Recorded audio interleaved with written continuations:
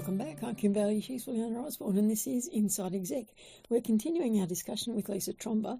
We're talking about mind knots and biases in terms of leadership. And it's just fascinating because while you're talking, I can think of examples and think, yes, they should have done this. They needed this kind of person, and what were they thinking? So my question then is, where do our listeners start? Do they start with understanding what the organisation needs in terms of biases, or do they go off to all of their people and say, you work out what your biases are, and then we'll see where the resources can best be used? Yeah. Start with the people, then start with the organisation. Yeah, I think it's a good question. But listen, the leadership matters, right? Because that sets the tone and tenor of the organization. So I think it's most important at the CEO and the C-suite level, because that's where things are being driven from. Yep. And biases are pervasive. And I'm sure you can also think of situations where, if a CEO is this way or that way, whichever way it is, you can watch people within the organization start to mirror.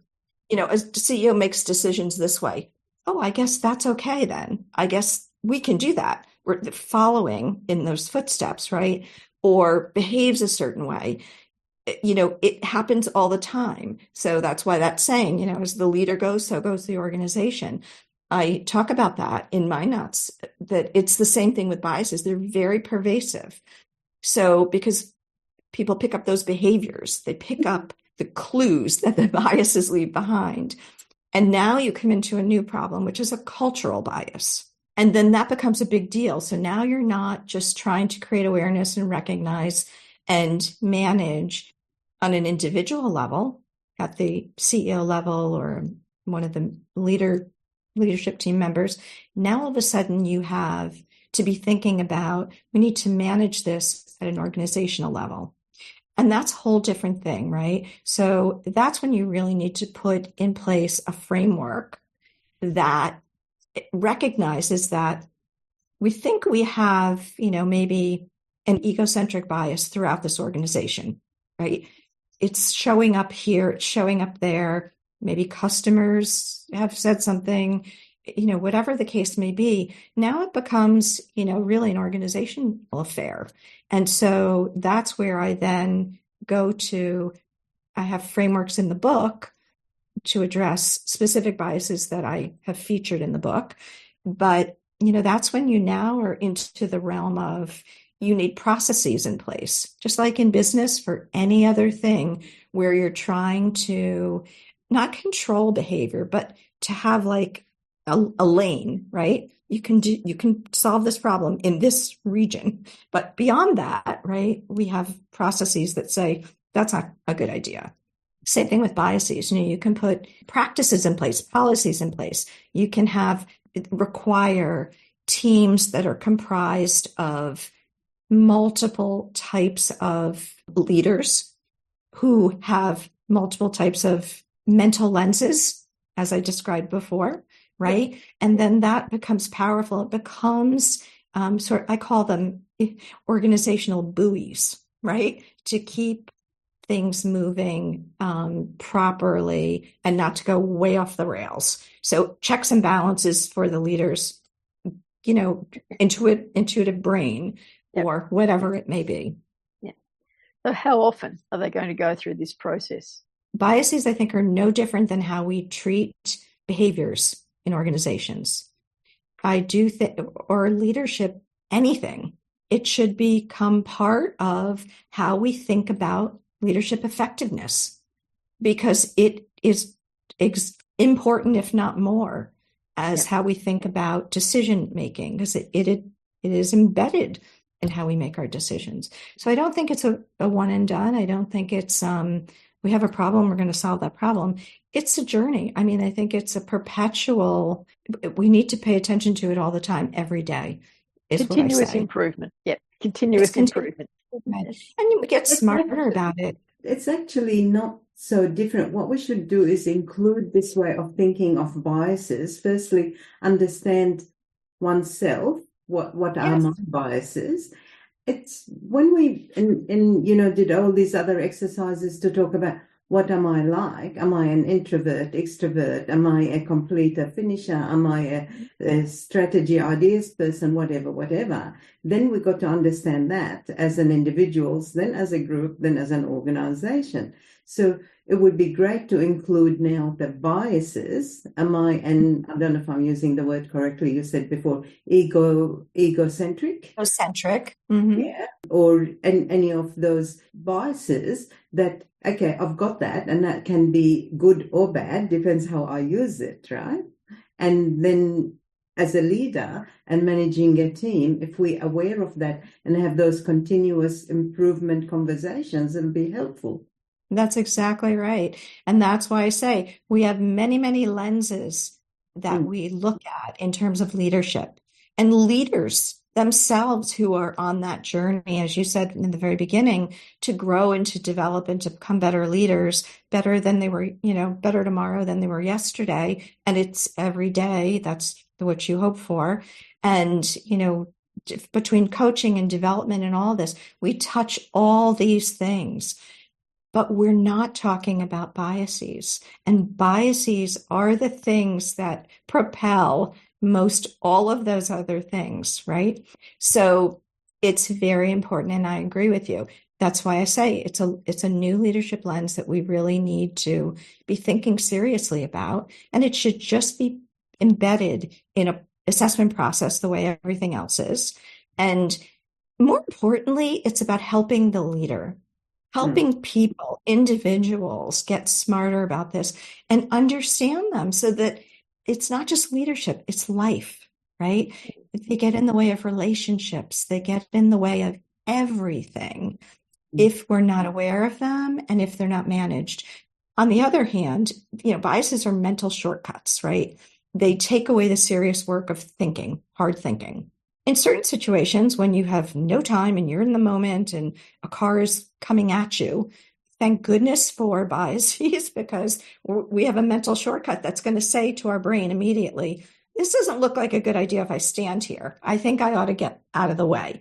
This thing is speeding at me. That's when biases are most effective. Mental shortcuts are most effective in situations where there is not time to think.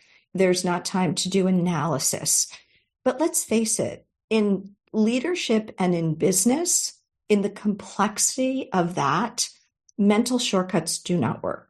They are used all too often, but they don't work. They don't work in hiring, right? I think we can all think of situations where perhaps a leader hires in their own image because that gives them comfort and security. And listen, everyone's got an ego, and you think, well, oh, that person looks and sounds and does things like me.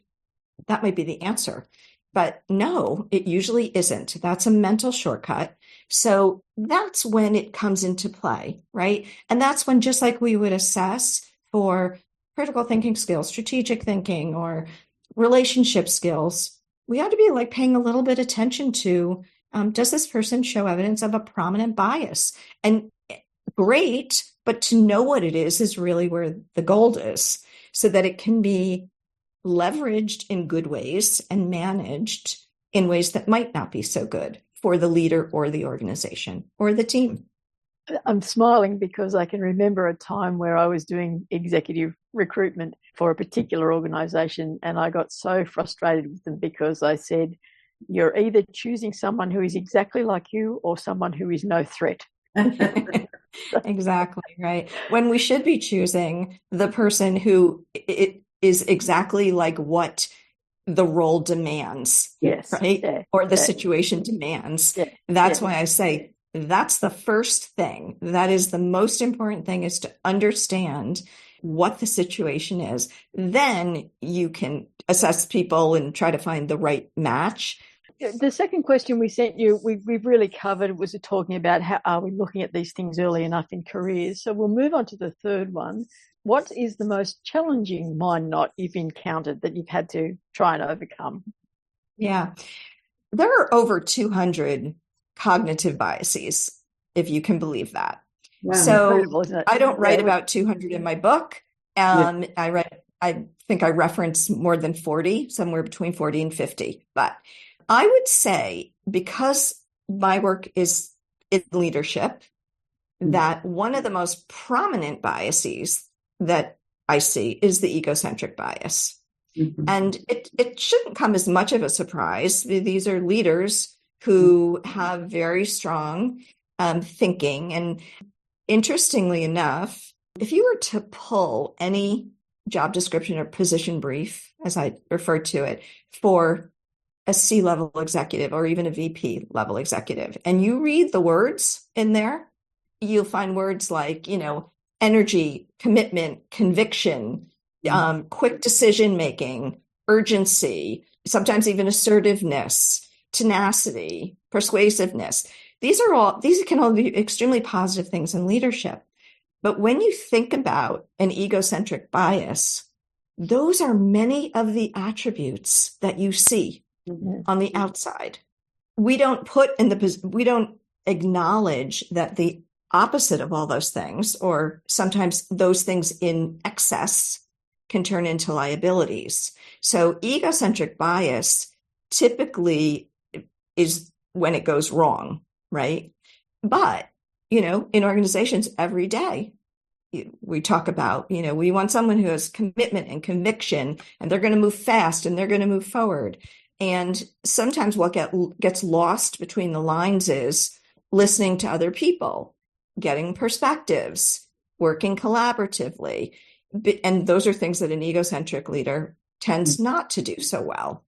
Again, the risk and the treasure, some of those attributes that typically accompany that bias are very good and can be very powerful and can bring, great success to an organization.